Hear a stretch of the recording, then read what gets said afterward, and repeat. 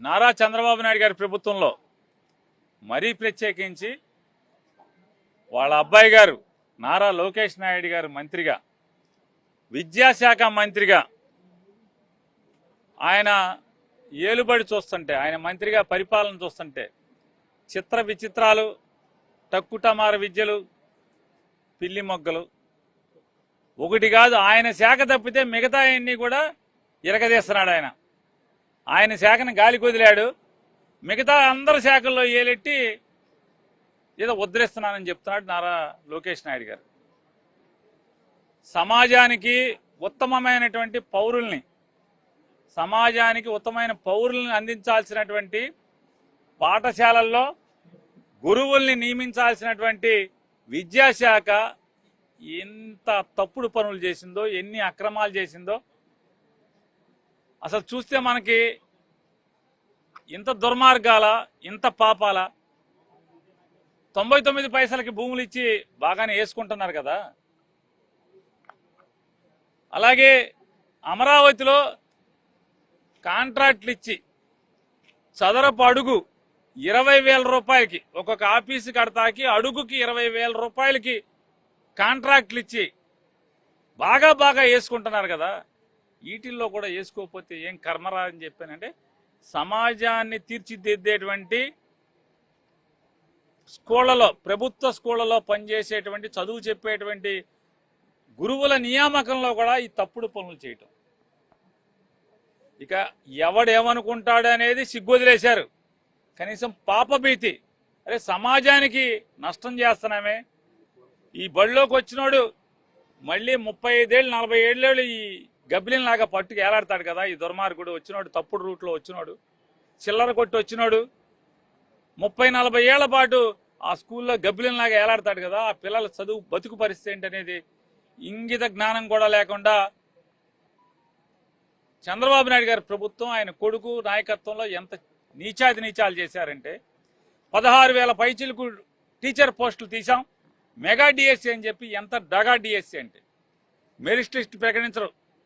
నిజంగా ఇది అద్భుతంగా చేస్తే, పారదర్శకంగా చేస్తే ఈ 3,30,000 మంది రాశారు. 16,000 పోస్టులకి 3,30,000 మంది పోటీ పరీక్ష రాస్తే ఏం చేయాలి?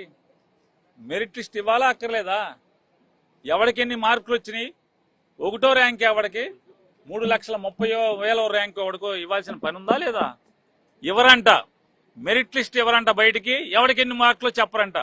ఫోన్కు మాత్రం మెసేజ్ వస్తుందంట, యు ఆర్ సెలెక్టెడ్, నువ్వు ఎంపిక చేయబడ్డావు అంటే. ఎంతకు ఎంపిక చేయబడితే అంతకి మెసేజ్ పంపిస్తారు, మన అన్నో ర్యాంక్ ఇస్తారు. ఎవడెంత కొడితే అంత ర్యాంక్ ఇస్తారా? సిగ్గు లేకుండా ఇంకా మాట్లాడతారు. ఏమనంటే విద్యాశాఖ నుంచి ఒక ప్రకటన ఇస్తారు, సిగ్గు శరం లేకుండా. అన్నమైనా తినేదని అడుగుతున్నాను. ఆ ప్రకటన ఇచ్చేవాళ్ళు కేసు పెడతారంట. డిఎస్సి మీద ఎవడన్నా మాట్లాడితే బొక్కలు వేస్తాం. తప్పుడు పనులు చేయటం, మిమ్మల్ని ప్రశ్నిస్తే జైలు వేస్తారా? 16,000 చిల్లర పోస్టుల్లో ఎంత దుర్మార్గం అంటే, 2012వ సంవత్సరంలో ఆంధ్రప్రదేశ్ రాష్ట్రంలోని ప్రతి ప్రభుత్వ సంస్థల్లో నియామకాలు చేసేప్పుడు స్పోర్ట్స్ కోటా కింద, అంటే క్రీడాకారుల్ని ప్రోత్సహించే ఉద్దేశంతో, క్రీడల్ని పిల్లల దగ్గర నుంచి చదువుకునే విద్యార్థుల దగ్గర నుంచి అందరిలో క్రీడాతత్వాన్ని ప్రోత్సహించేదానికి, నైపుణ్యాలను వెలికి తీసేదానికి 2% క్రీడాకారుల కోటాలో అన్ని ఉద్యోగాల్లో రాత పరీక్షల్లో పాస్ అయిన తర్వాత మాత్రమే ఆ కోటాని ఇవ్వాలి. అది జీవో 2012. నారా చంద్రబాబు నాయుడు గారు పుట్టినరోజు ఒకరోజు ముందు 19వ తారీఖున 2024లో ఓ జీవో ఇచ్చారు. జీవో నెంబర్ 47, తర్వాత జీవో నెంబర్ 4, ఈ 2 ఇచ్చారు. అటు ఏంటంటే 1% పెంచి 3% స్పోర్ట్స్ కోటా అంట. అసలు పడిపోతారు విలేకరులు, ఇక్కడ నా ముందున్న విలేకరులు కూడా పడిపోతారు. టెట్ కానీ డిఎస్సి కానీ పరీక్ష రాయకుండా సరాసరి తీసేసుకుంటారంట. పరీక్ష రాయక్కర్లేదంట. 3,30,000 మందిలోంచి కాదు తీసేది, దొడ్డిదారుల నుంచి వెనకో తలుపు తీస్తారు. తలుపు తీసి దాంట్లోంచి దొంగ సర్టిఫికెటా, అది మంచి సర్టిఫికెటా, నిజమైన ఈ ఆటగాడా అనేది లేదు. 29 ఆటలుంటే ఆ 29 ఆటలని 67 ఆటలుగానే ఎంతో మార్చారు. 67 ఆటలుగా ఆ జీవో నెంబర్ 4 67 ఆటలు ఏంటి అంటే ఆశ్చర్యపోతారు మీరు.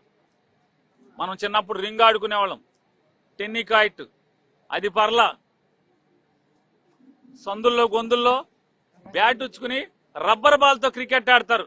రబ్బర్ బాల్ క్రికెట్ కూడా ఉద్యోగం తీసేయడానికి స్పోర్ట్స్ కోటా అంట. చిన్నప్పుడు తాడు లాక్కునేవాళ్ళం, అటో 10 మంది ఇటో 10 చేంజ్ చేవి, టగ్ ఆఫ్ వార్ అని. ఆ తాడు లాగటంలో కూడా టీచర్లు పోస్ట్ ఇచ్చేయచ్చు అంట. బొంగరాలు వేయటం, ఇక దాంట్లో లేనిదే అంటే బచ్చాలు, గోడంబెళ్ళ, గోళీలు, ఈ ఆటలు తప్పితే మిగతా అన్ని ఆటలు పెట్టారు. పేకాట లేదులేండి, దాంట్లో అది వేరు డబ్బులు. ఆ డబ్బులు ఎమ్మెల్యేలు ఊరుకోరుగా. పేకాట దీంట్లో పెడితే వాళ్ళది ఎమ్మెల్యేల రైట్లు. చంద్రబాబు నాయుడు పేకాట దీంట్లో పెడితే కుదరదు. ఇంత అపహాస్యం చేస్తా టెట్ కానీ, నీట్ కానీ, డిఎస్సి కానీ టెట్ కానీ లేకుండా దొడ్డిదారిన 421 మందిని రకరకాల హై స్కూల్ పాఠాలు చెప్తాకంటున్నారు, ఎలిమెంటరీ పాఠాలు చెప్తాకంటున్నారు. ఆల్రెడీ వ్యాయామ ఉపాధ్యాయుల పోస్టులు అంటారు. ఇట్లా అన్ని రకాలుగా సరాసరి రిక్రూట్మెంట్. ఇంతకన్నా పచ్చి పాపం లేదా? తప్పు కదా, ఇది నీచం కదా. నేను ఛాలెంజ్ చేస్తున్నా, ఆంధ్రప్రదేశ్ రాష్ట్రంలో జరిగినటువంటి దగా డిఎస్సి, మెగా స్కామ్ గా జరిగినటువంటి డిఎస్సిలో రిక్రూట్మెంట్ లో 421 చిల్లర మందికి నేరుగా స్పోర్ట్స్ కోటాలో 3% చొప్పున రిక్రూట్ చేసినటువంటి ప్రతి ఒక్కరి సర్టిఫికెట్ని బయట పెట్టమని ఛాలెంజ్ చేస్తున్నా. ఇన్నాడు ఏదో బోత్ ఆర్ నాట్ సేమ్ అని ఏదో చెప్తున్నావు రోజు సొల్లు కబుర్లు. ఛాలెంజ్ చేస్తున్నా, బోత్ ఆర్ నాట్ సేమ్ అని సినిమా డైలాగులు చెప్పడం కాదు. నీకు కలేజా ఉంటే, నిజాయితీగా రిక్రూట్మెంట్ చేశామని కనుక మీరు చెప్పగలిగితే, స్పోర్ట్స్ కోటాలో రిలీజ్ చేసినటువంటి ఎంపిక చేసినటువంటి 400 చిల్లర మంది ఉపాధ్యాయుల యొక్క స్పోర్ట్స్ కోటా సర్టిఫికెట్లు వాళ్ళ డిఎస్సి టెట్ రాశారా, రాయలేదా, లేదా వాళ్ళది నిజంగా వాళ్ళు బీకున్న సర్టిఫికెట్ ఎక్కడి నుంచి తెచ్చారు, ఏ కాలేజీలో పాస్ అయ్యారు, ఏ యూనివర్సిటీలో పాస్ అయ్యారు, ఎన్ని మార్కులతో పాస్ అయ్యారు, ఇలాంటి వివరాలన్నీ బయట పెట్టే దమ్ము మీకుందా అని అడుగుతున్నాను. మెరిట్ లిస్టే బయట పెట్టేటువంటి సినిమా మీ దగ్గర లేదు. ఇంక సినిమా డైలాగులు చెప్పుకోవటం ఎందుకు? మెరిట్ లిస్ట్ బయట పెట్టే సినిమా మీ దగ్గర లేదు, స్పోర్ట్స్ కోటా పెట్టేటువంటి సినిమా మీ దగ్గర లేదు. బోత్ ఆర్ నాట్ సేమ్ అంటారు. Cinema and Lokesh are not same. Balakrishna అల్లుడు నాట్ సేమ్. అతను సినిమాలు చేసి డబ్బులు తీసుకుంటారు, ఇక్కడేమో స్కాములు చేసి డబ్బులు తీసుకుంటారు. కానీ both are not same. CBI ఎంక్వైరీకి డిమాండ్ చేస్తున్నాం.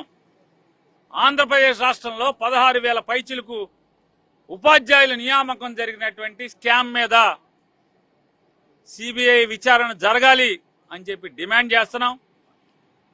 సత్తా ఉంటే, కలేజా ఉంటే, అంతరాత్మ ఉంటే, నిజాయితీగా మేము రిక్రూట్మెంట్ చేశాం అంటే మెరిట్ లిస్ట్ బయట పెట్టండి.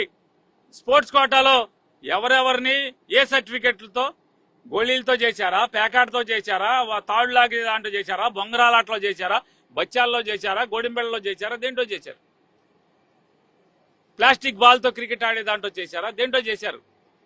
రిక్రూట్మెంట్ బయట పెట్టమని డిమాండ్ చేయడమే కాకుండా ఇవాళ డిఎస్సి మీద తప్పుల్ని ప్రశ్నిస్తే కేసు పెడతారా? పెట్టుకోండి. కైలానీలు, రమేష్ యాదవ్, అశోక్ పేరు నాని మేము మాట్లాడుతున్నాం, తప్పుల్ని నిలదీస్తున్నాం దొంగతనంగా. ఎందుకంటే GO 3% GO without competitive exams, రాత పరీక్షలు లేకుండా రిక్రూట్మెంట్ ఇచ్చిన జీవోని ఈ టీచర్ల నియామకం చూడండి. ఇంకోటి, టీచర్ల నియామకం పూర్తవగానే దాన్ని రద్దు చేసి మళ్ళీ వెంటనే జీవో ఇచ్చారు. 3% కోటానే, కాకపోతే రాత పరీక్షల్లో అంటే కాంపిటేటివ్ ఎగ్జామ్స్ లో పాస్ అయిన తర్వాత మాత్రమే స్పోర్ట్స్ కోటా అని.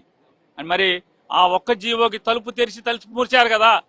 ఆ లోపలికి వెళ్ళిన నువ్వు తలుపు తెరిచి లోపలికి వెళ్ళినోళ్ళు ఏంటి మరి? అది ఏమన్నా ఆకాశం నుంచి వచ్చారా, స్వర్గం నుంచి వచ్చారా, ఎక్కడి నుంచి వచ్చారు? వాళ్ళ రిక్రూట్మెంట్, టీచర్ల రిక్రూట్మెంట్ వరకు మాత్రమే కాంపిటేటివ్ ఎగ్జామ్ లేకుండా, డిఎస్సి లేకుండా, టెట్ లేకుండా, ఏమీ లేకుండా లోపలికి వచ్చేసేసి టీచర్లు అయిపోతారు స్పోర్ట్స్ కోటా కింద. మళ్ళీ వెంటనే తలుపులు మూసేస్తారు. లేదు, ఇక నుంచి తూచి ఆ ఒక్క పరీక్షకి మాత్రమే కాంపిటేటివ్ ఎగ్జామ్ అక్కర్లేదు. ఈ తప్పుడు పనులు కట్టిపెట్టి ఏదైతే తప్పుడు సర్టిఫికేట్లు, మెరిట్ లిస్టును వెంటనే డిక్లేర్ చేయాలి. స్పోర్ట్స్ కోటాలో ఏదైతే ఎవడెవడైతే రిక్రూట్ చేశారో వాళ్ళందరి సర్టిఫికేట్లను కూడా బయట పెట్టమని, లేదా సిబిఐ ఎంక్వైరీ వేసి మీ సాహసాన్ని లేదా మీ నీతి నిజాయితీల్ని నిలబెట్టుకోమని చెప్పని నారా లోకేష్ నాయుడిని, నారా చంద్రబాబు నాయుడిని ప్రశ్నిస్తానని పార్టీ పెట్టి అవి గాలికి వదిలేసి రోజుకో మాట, పూటకొక మాట, పిట్టల దొరల మాటలు మాట్లాడుతున్నటువంటి డిప్యూటీ సీఎంని ప్రశ్నిస్తున్నాం.